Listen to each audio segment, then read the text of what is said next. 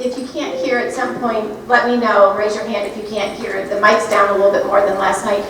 Before we start our presentation, we want to start with prayer. So if you would please pray along with me. Let's open our hearts and minds in the name of the Father, and the Son, and the Holy Spirit. Amen. Dear Father, thank you for gathering us together as your diocese so that we work together in unity to evangelize not only our current parishioners, but to reach out to the margins. Please be with us all during this time, during this convocation. Open our hearts, open our minds to your Spirit, inspire us, help us to take your word forward from here. We ask all this in your name. Amen. In the name of the Father, and the Son, and the Holy Spirit. Amen. So as we start, we're willing to have you ask questions as we go. Raise your hand. We'll stop because sometimes this is a lot. As someone said last night, it's a lot to take in. This has been a long journey for us, a 7-year journey as a parish.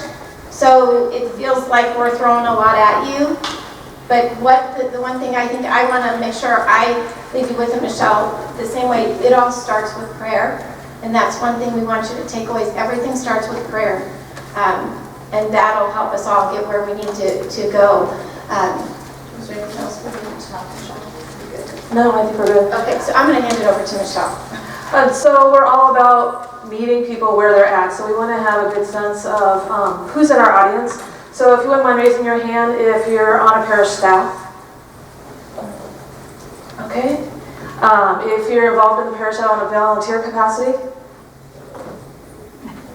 Okay. If you're in a parish that's less than 500 families. Okay. If you're in a parish greater than 500 families. Okay. And if you're in a parish that's associated with a school. Okay. Thank you very much. And there's a picture of a tapestry here. We don't have the luxury of starting from scratch. We've got active, lively parishes with people in place, with programs in place. And what you're going to see is how it evolved at St. Paul's, and the different threads of what, who we had on staff and what was going on at the time shaped our journey. We are not providing this as like a cookie cutter that you can take what we did and necessarily do it exactly in your parish, because you're going to be working with different people and different audiences. But hopefully we can inspire you that we're all kind of starting with some of the same concerns in mind. We found a lot to resonate with in the 2 keynote speeches already. And this is kind of our response to some of those issues that they've brought up.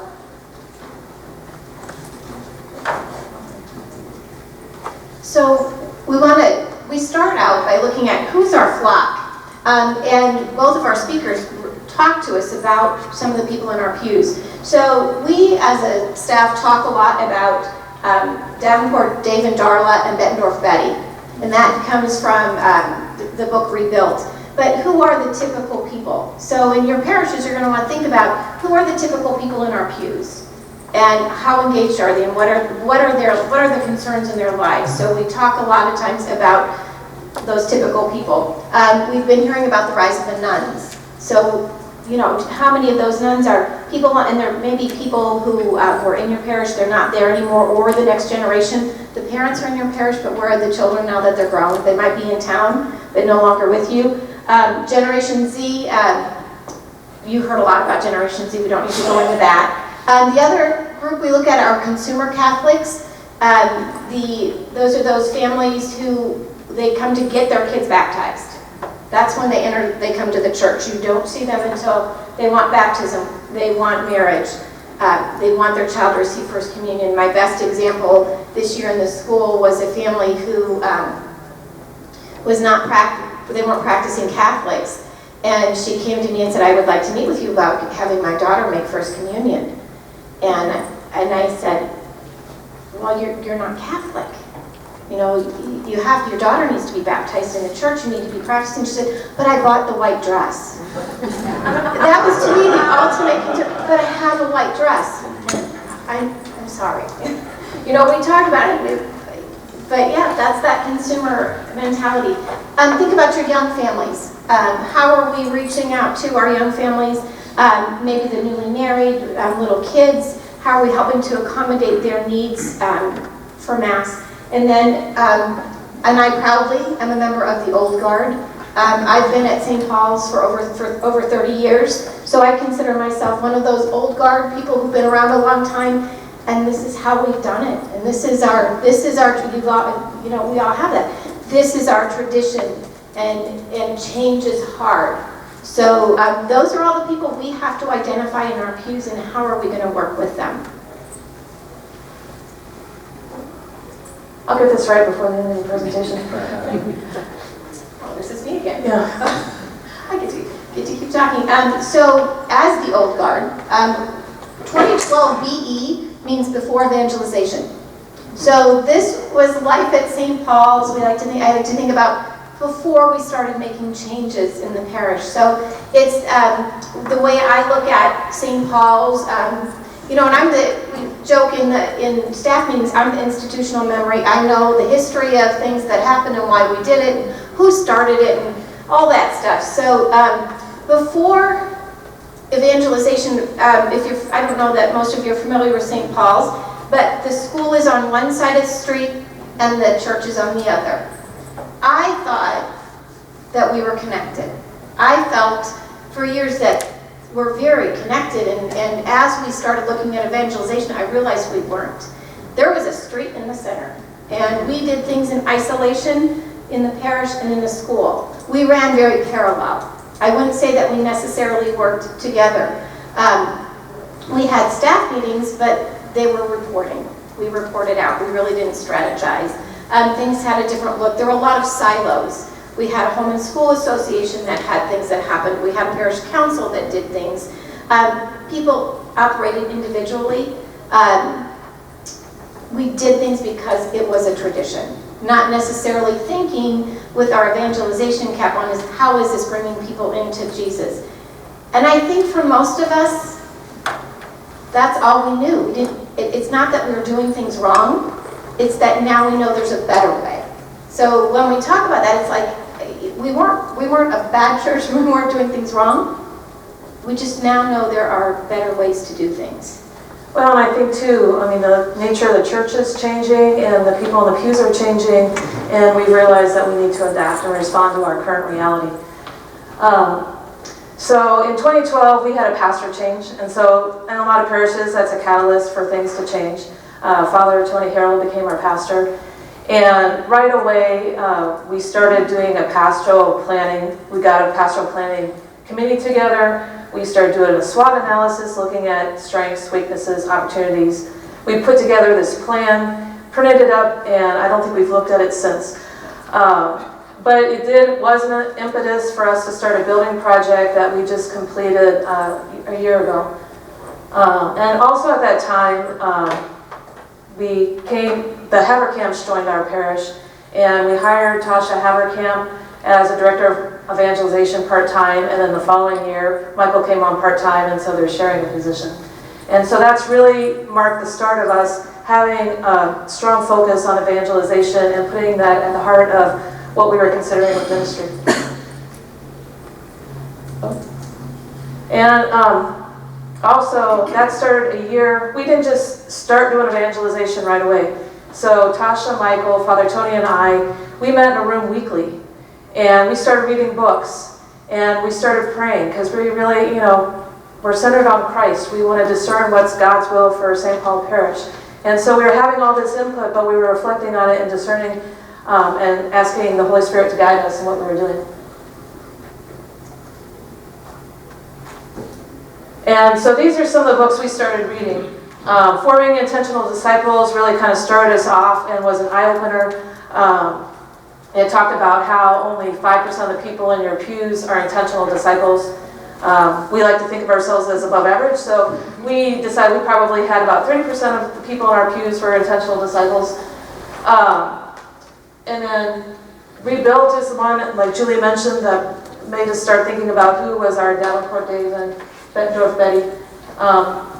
So those were key things that we were reflecting on as a core staff. And so this is the vision that we came to. This should be starting.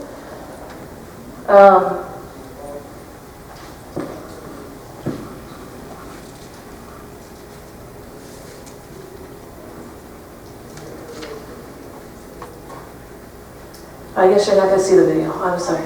Yeah. But Mike referred to this in his presentation about a lot of times on parish staffs we get the tyranny of the urgent. Getting the bulletin out, getting the announcements ready, putting on a certain program, and we need to step back and look at why we're doing it. And what we're really wanting to do is go make disciples. And we really had to put that first and then look at everything through that lens is, are those things that we're doing, are they helping us to get to making disciples?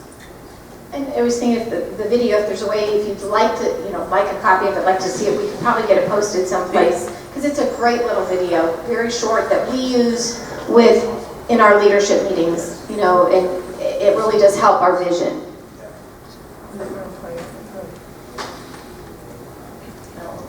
Oh, no. Okay. Yeah.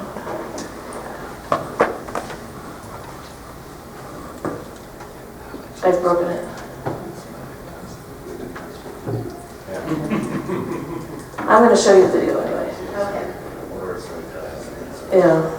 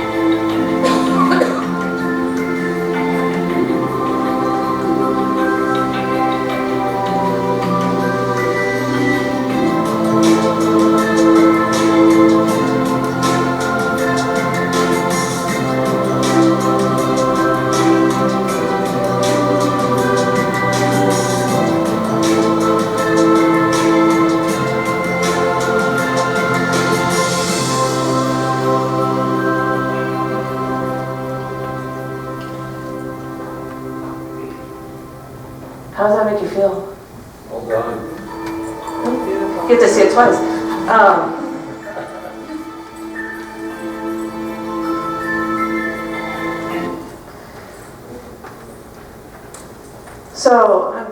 We tend to get bogged down in the externals, but this is at the heart of why we're all here in this room, is we want to go make disciples.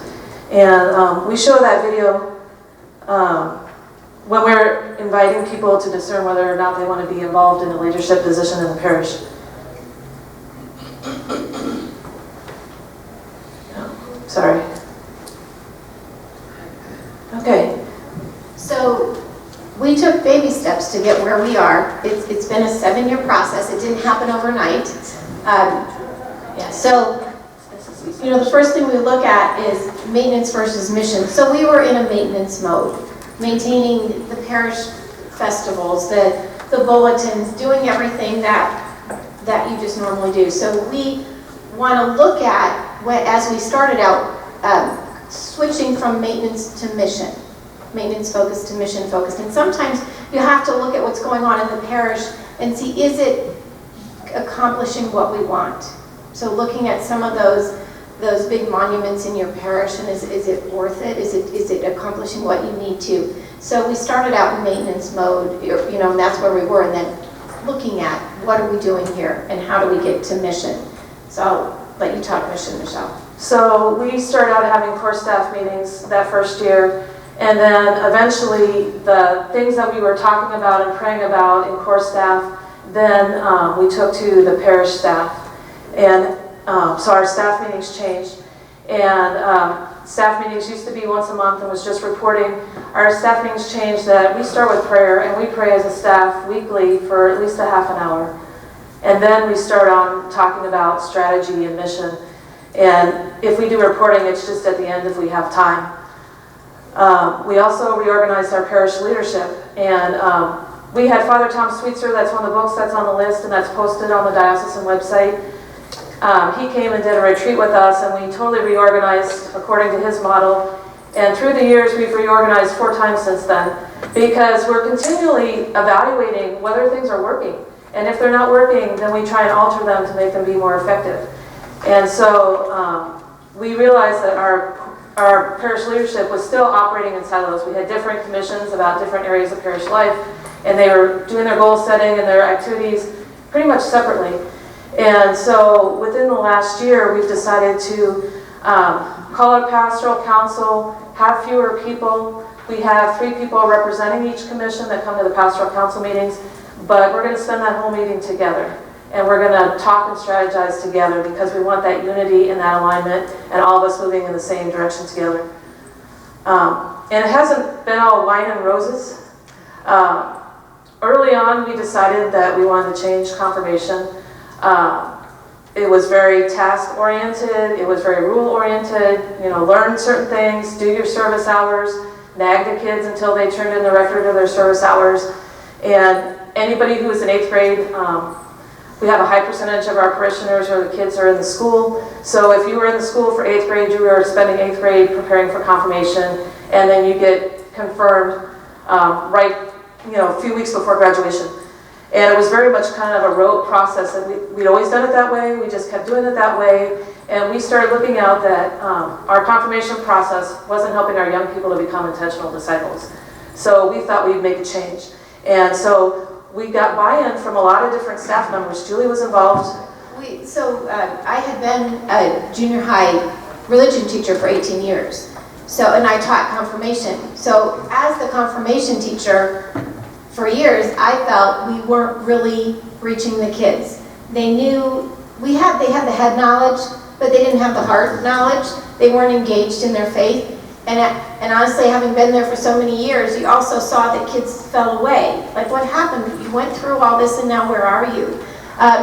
We thought we gathered the right people around the table. Yeah, so we sent out a letter to the 8th grade parents. We said, we're going to have this town hall meeting to talk about how we're going to do confirmation in the fall. And it was like a bomb exploded in the parish. And poor Luke, our youth minister, had just been hired. He wasn't really involved in the conversations that led to that decision. And we had kind of an open mic. Michael Haverkamp was trying to facilitate. And poor Luke had a parent in his face, shaking a finger. They were just very angry with us. And we really learned that a good lesson in accompaniment is dialogue. And we realized that we should have been talking to parents all along and sharing our concerns and coming to a solution in concert with our parents. And we didn't handle it that way. So we did try, we met with parents individually of every student that was in 8th grade that year, and talked to them about the process. And we continue to go, we now have a parish-based preparation program that's run by the youth minister. And we go through our discipleship process. We have one discipleship process for the entire parish. He uses that process to evangelize the youth. We have adult mentors, so they have small groups that they meet in. It's a year-long process that starts in 8th grade and then goes through 9th grade. And the kids have to sign up to be in the confirmation preparation class. So if they're not ready, they're not automatically in confirmation. And so that was kind of hard for parents, to let go, because you feel like your responsibility as a parent is to pass along your faith, and part of that is getting them the sacraments. And so there was some pushback, but we really tried to be in dialogue with our parents and bring them along, and they've seen the fruits of that. So now, 5 years later, it's pretty much the new normal as far as how we do confirmation. Something I wanted to also add, with our staff meetings, I'm part of parish staff, and then we also brought on the assistant principal as parish staff, because it's really key in everything that we do that school leadership and parish leadership are one and the same. We're not separate. So that has been really helpful. In the beginning, I wasn't on core leadership, now I am. Because one thing, those of you with schools, and we'll talk more about it, but that's a huge touch point and audience that you have. We have 450 kids in the school. That's 450 lives and souls we can touch, and their parents. So it's really important that we are all going the same direction. And a lot of times, like, the school is an entry point for people coming to the parish. And Julie does a great job. Like, somebody will come and tour the school, and Julie will say, why don't you go to Mass? And I moved here from Fargo, North Dakota, and she invited me to go to Mass. And I ended up on parish staff. And then the Haverkamps were touring for preschool, and she said, why don't you go to Mass? And then they ended up joining the parish. And so that's one of the key ways that we reach out to people, or they're coming to us. We don't even have to go looking for them. And so Julie is like on the front lines of, starting relationships with people that we can then build on. And so that comes through that partnership. And so somebody may be wondering why you've got the principal of the school and the director of parish life talking about evangelization, but it very much is a partnership, and we're working together on the same team.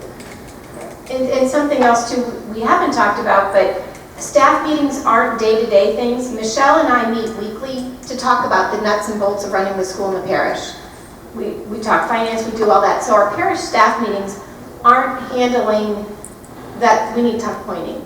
Yeah, they're not about the temporal affairs, and so we've even kind of skinny down who goes to staff meetings to the ministry staff.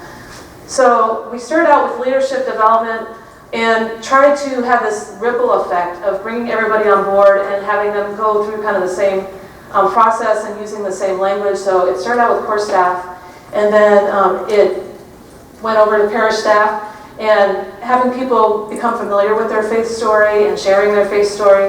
That was a very transformative thing for me. I'm highly introverted. I've been Catholic my whole life. I went to Catholic schools. I didn't have a St. Paul moment, bonk on the head, that I had a radical change in my life. So I didn't think I had a faith story. And it took 6 to 8 weeks. I was hanging back, listening to other people's faith story. Before one morning in the shower, I was getting ready for work, and it's like, oh my goodness. And there were before and after moments that I hadn't recognized, and it took me a while to reflect on that, to really be able to articulate it, and then get comfortable sharing that in a group. So there's a lot of just slow changing and opening up perspective that happened through that leadership development. Tasha and Michael formalized that. They call it Missio Dei, or the mission of God. And so they went through that parish with the parish staff. We use that as training for our new pastoral council members. It started out as 8 weeks. They've condensed it down to 4 weeks. And then we've also invited people that show leadership qualities in other areas to participate, like as small groups, and go through that Missio Dei training as well. And so a lot of people, like some of our folks, are presenting about ministries that they started at the parish, and those were people that we originally identified as leaders and influencers and invited them to Missio Dei training. And they've taken their charisms and their passions, and they've gone out and starting to build the kingdom. And I wanted to add as well, so pictures with the ripples and how one thing ripples out. So it's also rippled into the school. So we've intentionally also found teachers within the school that we've identified as strong faith leaders and have pulled them into parish leadership, and they've done Missio Dei. Because if we can have those school leaders, school teachers who are also on board, then it's not just myself and the assistant principal trying to get a change in the school. Michael and Tasha also do professional development with the teachers. They do faith formation with the teachers. They've done some Missio Dei. We've done a program called Alpha with the teachers, some other faith studying. But trying to get our teachers to think with an evangelization mindset as well. Because here's what I've learned is that I can send out an email and parents will ignore it because it's Mrs. Delaney. But if a teacher sends an email, a parent is more likely to read it. So if teachers are sending out information about what's happening in the parish or something with evangelization, that's another touch point where we might hit those parents. Because really our goal is that evangelization isn't just a staff thing, it's a parish thing.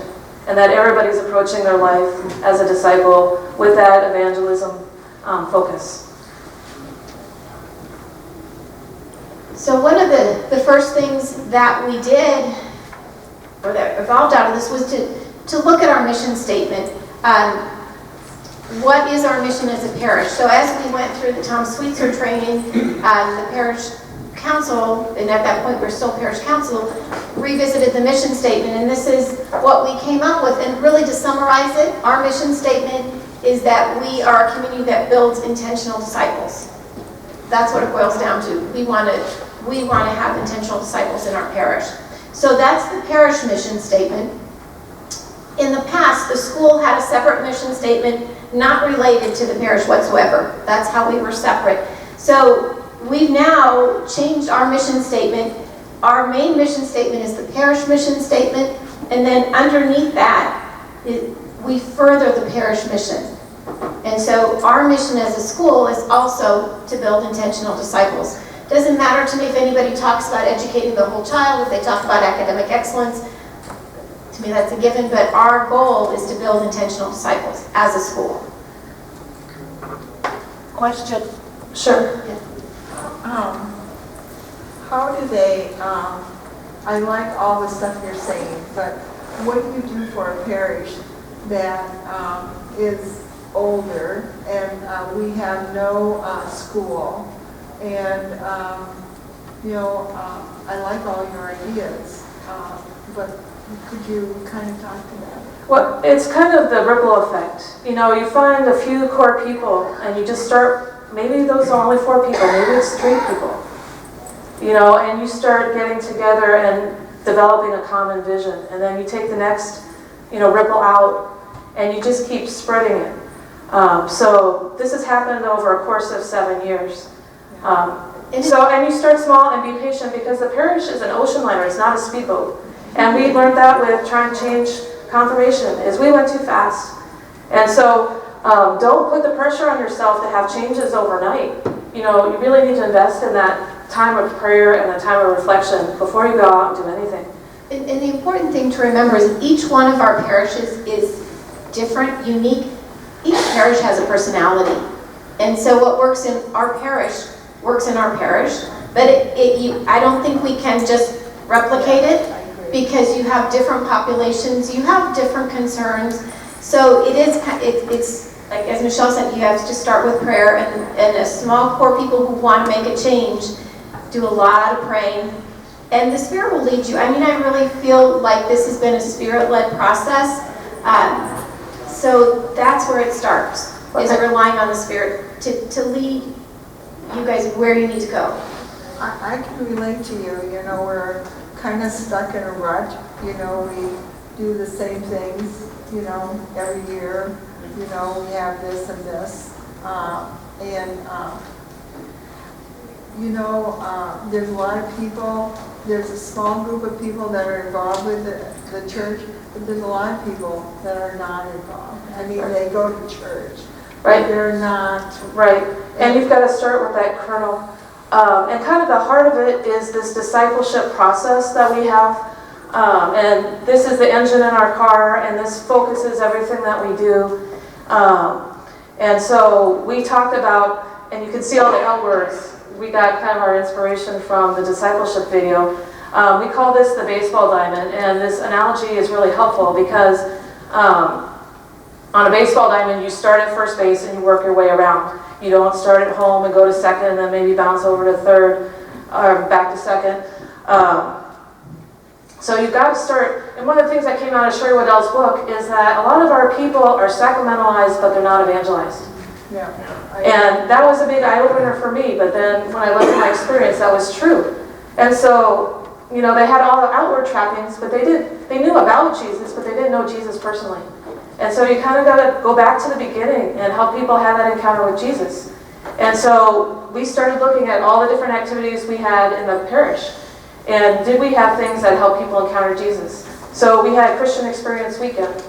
But then we also looked at what would we have for somebody that was more of an outsider or they were uncomfortable with the church. And we started something called Ignite that was praise and worship music and a personal story. And that would be something that our parishioners could invite their friends or their kids that weren't going to church, that they could come and just experience being at St. Paul's without having to be intimidated by coming to the Mass and not knowing if they were supposed to stand up or sit down. Just try to get them through the door and get them to see the people and get comfortable. So that was one thing that we initiated to do Encounter. The next is learn to be a disciple. And so you've got to be a disciple before you can help walk along somebody and make them a disciple. So we looked at things for helping people learning how to pray, small groups. We didn't really have a formal process for starting small groups and replicating small groups. The only small groups we had really came out of CEW, and they were really disconnected from the parish. And so we've been trying to focus on small groups. And that's where we had the Missio Dei training, and that was like our first curriculum for small groups. The next is live your calling. And so a lot of times in a parish, if we have an empty spot and we have somebody who seems just vaguely interested in helping, or there's, hey, I need somebody on the social justice committee. And maybe they really have a heart for something else. And they'll do it because they're a good soldier, but maybe they're not going to put their heart into it. Maybe they're not going to be reliable. Maybe they're going to get burnt out. And so what we realized is we have to be more intentional in our invitations and help people discover what their charisms are, and then help them to get connected to opportunities to live out of their charisms. We have had called and gifted at our parish. Right now, this is our goal for this year, is to work on our third baseline. We're investigating building your strengths. But we really need more coworkers in the vineyard, and so we're going to be helping people identify their gifts and build up their gifts.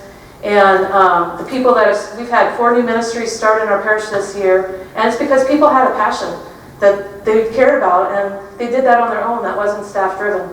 And then finally launch into the world, so that our charisms aren't meant to just fulfill ourselves, that we need to go out there and build up the kingdom using those.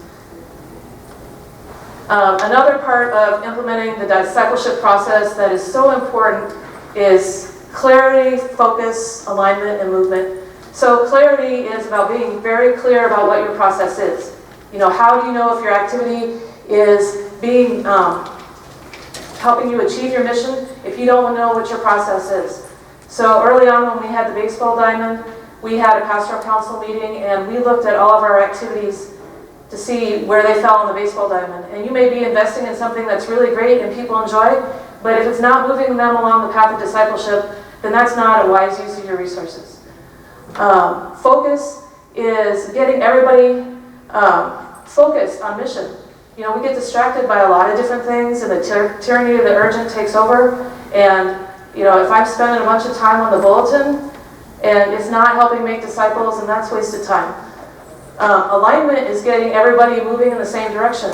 So that was the motivation by getting Julie in core staff, getting school staff to come to the weekly staff meetings. And that's hard for principals. Julie's a busy lady, and she's spending 3 hours at least, maybe 5 hours, coming over to the parish office and meeting with parish staff. But it's time well spent, because that's creating that alignment. Right. And that's what I was just going to say. It's worth it to be over there, because that's really helped us to move forward. And then that helps me in reaching out to those organizations within the school that might be disconnected, like a home and school is a monster of its own. They're wonderful ladies, but they've got a mind of their own. So that's helping to pull in some of those outside organizations. We're trying to get that alignment and get everybody moving in the same direction. We're not there yet. We still have a way to go, but we're getting closer every year. We get better at it. And then I think a critical component is movement. We tend to get in program mode rather than process mode. So we've just put on a program and we don't think about what happens next. Somebody goes to Christian Experience Weekend, they've had a mountaintop experience. Where do they go from there? How do they get connected to a small group? If they want to get involved in parish ministry, how can they join a committee? I think when Julie came to St. Paul's. She wanted to join a Bible study. So when I joined St. Paul's years ago, I went to the parish office in my old parish in Decatur, Illinois. I had been in a Bible study and I loved it. Got to St. Paul's and said, I really want to be in a Bible study, and I was told they're full. And here I was all excited and talk about feeling pushed aside, and I didn't know at the time, just kind of going back to, sometimes we don't realize, because things are the way they are, the way you got into a Bible study really at St. Paul's was by doing CEW, and then a small group formed, and then you got into a small group. But if you're not in CEW, you didn't have that way to get in. So now with the parish organizes Bible studies. Everybody can be in one. Finally, somebody got wind that I wanted to be in a Bible study, and I was invited, and it was wonderful. But it wasn't through the parish office. It was somebody heard, oh, I hear you want to be in a Bible study. We've got one on Sunday nights. We'd love to have you. But that took a while. And so ideally, everything you do, you have to ask yourself what's next and have clear handoffs so that people don't get dropped. Also, that people tend to get stuck. We've had Bible studies, Essential Press Bible studies for a number of years, and there's some people, they've gone to every single one that we've had. But what are they doing with that knowledge of Scripture beyond going to that class? Are they sharing that with, can we get them involved with our religious ed program? Can we get them involved on small groups so that they can share that knowledge and enrich the discussion of the small group? And so being able to have the baseball diamond and have that process and then talk about what comes next, then you can keep people moving through your process and hopefully keeping them growing as disciples and then creating your own momentum. We're not there yet, but at least we know where we want to get, and that gives us a tool to evaluate what we're doing and to make adjustments so that we get further along that path. If you don't learn anything from our presentation, those last 2 slides are key. So that ripple effect, we introduced the baseball diamond during the Easter season, 2015. Had a lot of different activities to kind of teach people about the baseball diamond and what that entailed. It's realized when I was putting the slide together, it's been 4 years. It's probably time to do another discipleship launch and get the word back out there, because we continually need to bring new people along. Another important thing that we did was working on guiding values. And so helping people to understand what it means to be an intentional disciple. And so we came up with 10 behaviors that we thought were the key to discipleship so that we could share those with parishioners and tell them, that's what it means to be an intentional disciple at St. Paul's. And this has been super helpful for us. The first 5 are in order, the next 5 are not. But the first, back to that first baseline, is seeking Jesus. Somebody pointed out to me that a lot of Catholic literature never mentions Jesus, and I didn't realize that, but I was looking at the Knights of Columbus brochure that we had, and they didn't mention Jesus once. And so even speaking the name of Jesus, I think we've become uncomfortable with that. So personally, I decided when I do spontaneous prayer with my faith sharing group, I always pray, in the name of Jesus. And I think we need to remind people that's what we're all about. And then second is building those relationships. And sharing the gospel is all about story. Knowing your story and knowing how that intersects with God's story. And then embracing mission is that momentum to go out. That you don't just keep it to yourself. And that was a big wake-up call for me. I'm an introvert, so I always kind of believed in that quote that is attributed to St. Francis about preach the gospel always. If necessary, use words. And I thought that was great. That suits my personality wonderfully. But that's not effective. We need to go out there. We need to initiate those conversations and have those conversations about what my faith and how that's making a difference in my life. And whether it's with my kids or with my next door neighbor, to be more upfront. If I saw a great sale at Target, I'd be telling people, hey, go to Target and get this. It's a great price. And I should be that enthusiastic and that passionate about spreading the word about Jesus, who's the most important person in my life.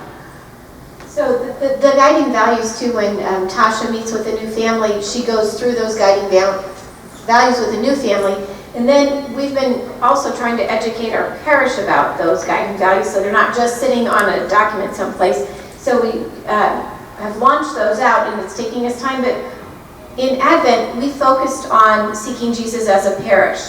So Father's homilies dealt with seeking Jesus, things that we put out in terms of newsletters, things in the school. The teachers talked about how can we help the students to seek Jesus. So in your religious ed programs, how can you use the teachers to teach the children? Right now we're working on the next thing we move to is building relationships. We're still working on that. Yeah. And we have, we'll let you plug it, a hospitality workshop coming up. But we do need to also keep those, in the forefront of what we're doing with the parish. They can't just be on a document someplace.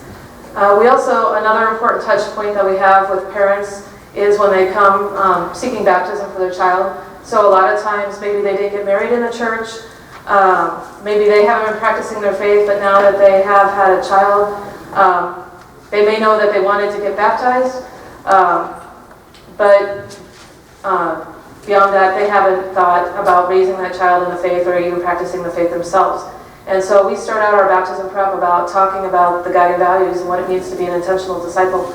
So this has been super helpful in us having conversations with people, and particularly like when we have the new member meetings, when we're going through the guiding values and that kind of segues, we can have conversations with people about where they're at and getting to know their story better, rather than just kind of explaining the nuts and bolts of the parish, like where's the parish hall, and when do you sign up for religious ed and things like that. That we can really start our first relationship with those folks, talking about their faith and where they're at and what they'd like to see from the parish.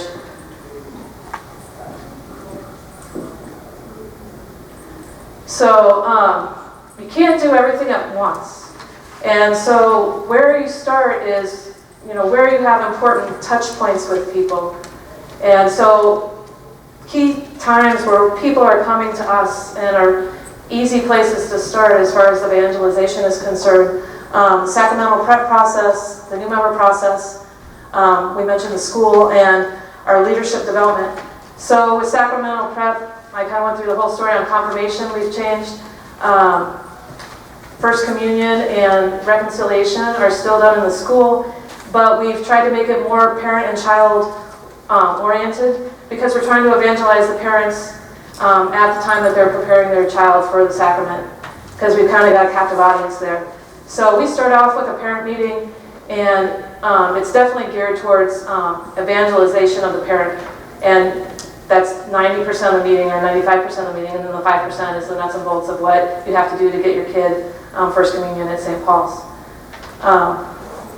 The new member process is very involved, and people are open to that. So when they come to the parish, we don't let them fill out a form until they've met with a staff member one-on-one. And we go through those guiding values. And even before that, we start out just having the one-on-one interview, and then realize that people were joining our parish without ever going to Mass. And so we say, we want to make sure St. Paul's is a good fit for you, and why don't you come and check out Mass first?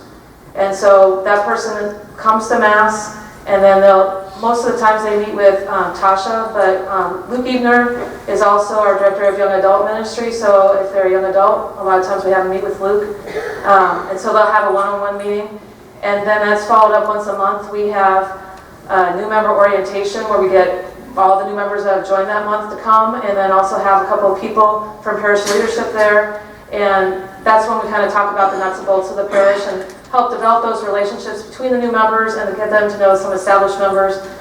And it's really helped, when you see a new face in the church and you've talked to them at the new member orientation.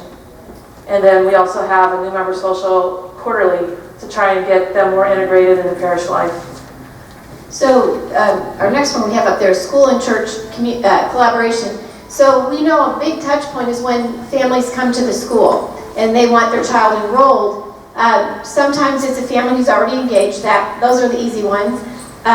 Sometimes it's a family who they went to St. Paul's as kids. We haven't seen them. I haven't seen them in church since they were in 8th grade, and they come to the school and they want their child to attend. So it's really easy. I have a relationship with them already to have a conversation with them about, so have you joined the parish? And usually their response is, well, I've always been a member. I grew up here. You taught me.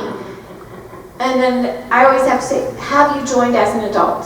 Yes, I know you're a member, but as an adult, have you joined the parish? Oh, I have to do that? So then I go through the process with them that here's what you need to do is call the parish office.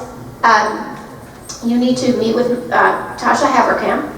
She'll talk with you. It's more than filling out paper, and I talk them through the process. Sometimes we get families in who are new to the area, who maybe haven't been engaged with the church at all. And so that's my job too, is to talk with them about our parish. And I do always say to them, before you join, you need to come to Mass, because that's the most important part. And our Masses all have their own little personality, and I go through with them and say, the 4:30 Mass, this is what it's like. The 9 o'clock is very more traditional choir. The 11 o'clock Mass is a contemporary choir, a lot of children at that Mass. There's Children's Liturgy of the Word. The 5:30 Sunday night is a lot of our high school and college kids. And so I kind of give them a flavor for what it is and say, you need to go to Mass. And it's lovely when I see them at church, then on the weekend, and I can greet them, and oh, I'm so glad you're here. And then I also let them know about the process that we have, so that they don't think it's just filling out paperwork. So I set the stage for the parish then, and that's part of what is really important that I do that, because we want our families engaged in the parish. It's not just about the school. We're all one. The last part is intentional leadership, development, and discernment. And so we really do want all of our people who are in leadership to discern, is this where God's calling me to be? So for example, we've changed how we do Board of Education. It used to be voted on, people nominated themselves, the whole parish voted. It made for a very different makeup than what we have now. So now we discern membership on Board of Education, and we're looking for people who are intentional disciples, who are engaged in the parish, because that makes sure that the school stays engaged with the parish and that it doesn't run as an island, as its own little, thing. So we've changed it to discernment, and people nominate themselves, but they talk with the other Board of Education members about why they want to be on it and what they feel called. And that's really changed our Board of Education and made it much more mission focused on discipleship. Yes, we have to take care of policies, but the main thing is then having those people help connect the families to the parish. And I think it's also helped that parish council also used to be voting, and now we also have a discernment process. So from the very beginning, it has a different feel, and people are invited to consider it. There's conversation involved, and then they eventually join pastoral council or not, based on that discernment. The last little bit is kind of where we're at this year. I'm an engineer, so I like to have a plan. We're really good at visioning, and this is kind of the next step in getting organized. So we're working on a missional roadmap, and these are our goals for this year, and I think this will help further promote alignment, so that for people in Altar and Rosary, on the Board of Ed, on Pastoral Council, they'll all know what we're working on. And so we're trying to replicate, so that not everything is staff-driven. So we need to develop our leaders who are on fire as missionary disciples, and we're going to be having objectives that will help us get there. We want to foster a culture of intentional relationship. So we're going to have objectives where we are trying to get all of our parishioners to realize that they need to be practicing that sense of hospitality and reaching out to people and greeting them, if they see a new face sitting next to them in the pew, or not giving them the death glare if they're sitting in their place. And we're having a Catholic Hospitality Institute at St. Paul's on I think it's the 23rd and 24th of August. On the 23rd is a Friday. It's a day-long workshop. Friday's geared towards parish staffs. Saturday is geared towards parish members, anybody who feels called to hospitality and intentional relationship. And that's open to everybody. So we'd love to have you come visit us for this Hospitality Institute. And I really think it's a game breaker. or a game changer as far as walking alongside of people and helping develop those skills. Learning how, and it's going to be really practical, skill-based thing, asking the right question.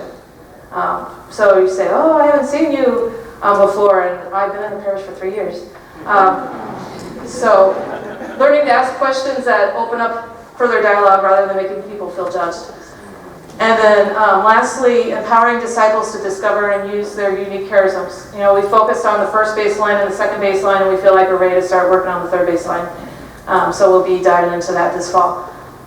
So that's kind of our story. We're just getting started, but we're already seeing the fruits, and we're really excited about where we're headed. Question? Do you have any strategies for old-timers in the parish that are very reluctant or resistant to this change? They don't want a relationship with other people. First of all, I think it's kind of like the teens. You have to go with where they're at. So we've got our coffee clutchers that come to 8:30 Mass on Wednesday, and I'm going down there and just talking. And I think one of the things we learned from our confirmation debacle was not having that trust. At St. Paul's, when Father Tony came, kind of coincidentally, there was new turnover in every staff position. We had a completely, everybody in 2 years was turned over. Except me. Except Julie. So there wasn't a lot of trust there. And so I think that led to the big explosion over confirmation. And so I think the starting point is just finding out what their needs and starting, from that relationship. Yeah, because I would say some, our old guard, they're on board, but in their own way. They're there, they want to do things, they're going to keep their coffee clutchers, but they're going to be welcoming. But I think it's going to look different for different people, and your people who don't want change, you can get them there little by little, but it's building the relationship, and I think that's what we learned. It's having a relationship with them. Yeah, and we're trying to have relationships with a lot of different types of people, and a lot of times it's peer-to-peer after that. So we'll have a few of the people of the old guard that we've invested in, and then they kind of bring along their friends. And so it really is kind of a slow process. Let's see. The small groups you talked about, you talk a little more about how you form those. You talk about some are Bible study groups. Are they all Bible study groups? Are they organized around certain common interests, or? So we started out with Missio Dei, and we had a list of about 100 people that we invited to join small groups. And so they went through the Missio Dei curriculum. And then we don't want our people to get in a small group and stay in that same small group forever. So then we invited people that showed leadership qualities within their small group to break up and start other small groups. And we kind of replicated from that. And so typically what's happened is they've gone through the Missio Dei curriculum, and then they kind of go their own way after that. We also, Tasha and Michael will write like a Lenten or Advent study, and so then we'll have all the groups do the same study if they want to. That's an area that we'd like to develop more, as far as having somebody kind of shepherd the small groups and pull the leaders of our small groups together to talk and to collaborate and further create that alignment. We're not there yet, but that's where we'd like to go. Well, and something I want to add to that, before we started Missio Dei in those groups, we had groups in place that had formed out of CEW or other groups that were already functioning. So we have a combination of some groups that have been long-standing and have been meeting for years because they have CEW experience together and they've stayed together. So we're still trying to find all of those groups and identify who the leader is. I think we have a better handle on it. So we have groups who have done the Missio Dei. We have groups who are already doing their own faith sharing and faith formation and other book studies. So it is a combination, but we're trying to get them all together on the same path and offer things. So those groups that are already established, I think back to the first time we did a Lenten study that Michael wrote, we offered it to everybody. And some of those established small groups picked up on it and did it, and others didn't. So it's still a hybrid of what was existing already and what's new. Ask one brief follow-up question. You thought about small groups based on common interests of maybe young couples, older couples, young singles, older singles? Well, our Invest Marriage Ministries kind of went in that. They started creating small groups of married couples because that was a request that came out of our initial small groups. So now we've had small groups for married couples, but we haven't. And then Luke is also trying to reach out to our young adults. And he also, within his youth ministry, has had small groups. We started doing Young Life with our middle school kids, and we've done that for a couple of years, and there were kids that were coming to Luke saying that they wanted to go deeper. So he started a small group for 8th grade boys. So it grows. Gentleman in the back. What is Missio Dei? You said you started the small groups with Missio Dei. Yeah, so that was our homegrown discipleship training. And so we created our own curriculum. So can you get that program, or how do you do that? I'll find out. Our cards are in the back by the book, so if you want to take one of those, you can call us or email us, and we'll try and get you whatever resources, or if you want to talk about this in more detail, we'd be certainly happy to do that. Any other questions? One thing I wanted to add before we got into the questions too, so we've talked about, like our missional roadmap and some of the things we've come up with as a parish staff, but one thing we haven't really talked about is we've gone on retreat as parish staff for a day, and we've set aside big chunks of time to do some of the visioning. And I think that's really key, because you can't do it in a 1-hour staff meeting or a 2-hour staff meeting. We've met in the summer for a day, and then usually figured out we need more time, and then we find another half day someplace. So a lot of this comes together or gets a little bit more movement because we spend a lot of time as a staff praying and planning. And I think that's been key for us, because this came out of a retreat. Okay, so we're going to go ahead and end here. I want to get you